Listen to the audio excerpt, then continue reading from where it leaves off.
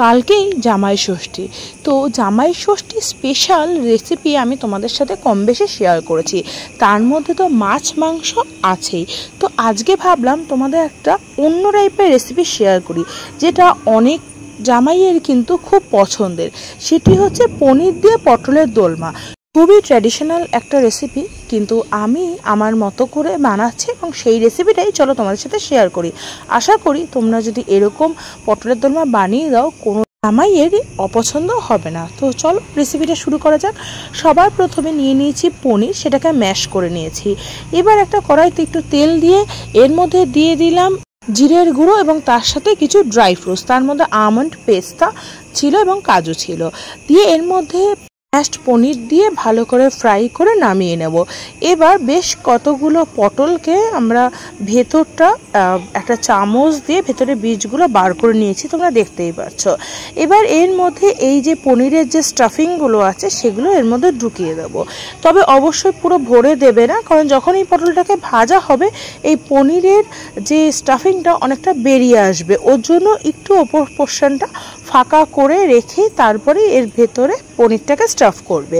এবার খুব হালকাভাবে পটলটাকে এপিটোপিট করে ভাজবে, যাতে এর মধ্যে তোমার কাঁচা ভাবটা না থাকে, কিন্তু দেখতেও খুব সুন্দর লাগে।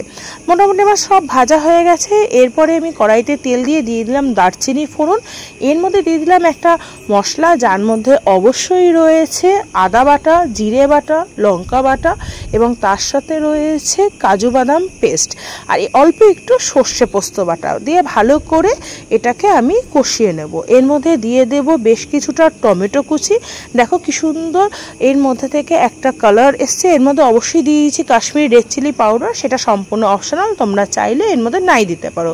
আর যে পনিরের স্টাফিংটা এক্সট্রা বাকি ছিল সেটাও আমি এর মধ্যে মিলিয়ে দিলাম, দিয়ে ভালো করে এটা কষিয়ে নেব। এর মধ্যে থেকে তেল ছেড়ে এসছে। এবার দিয়ে দেব পরিমাণ মতো জল।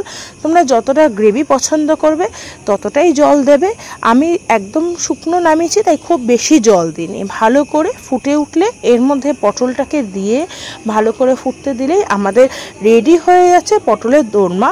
এটা আমি যেহেতু নিরামিষভাবে করেছি, তোমরা এর মধ্যে চিংড়ি মাছের স্টাফিং দিয়েও করতে পারো, সেটাও ভীষণ ভালো লাগে খেতে। এবার ওপর থেকে একটু চিনি ছড়িয়ে দিলেই আমাদের রেডি হয়ে যাচ্ছে নিরামিষ পটলের দোরমা, যা ভাতের সাথে দুর্ধর্ষ লাগবে। তো যেহেতু জামাই ষষ্ঠী, মাছ মাংস তো হবেই, কিন্তু এই সাথে যদি একটা নিরামিষের পটলের দোলমা থাকে তাহলে কিন্তু মন্দ হয় না।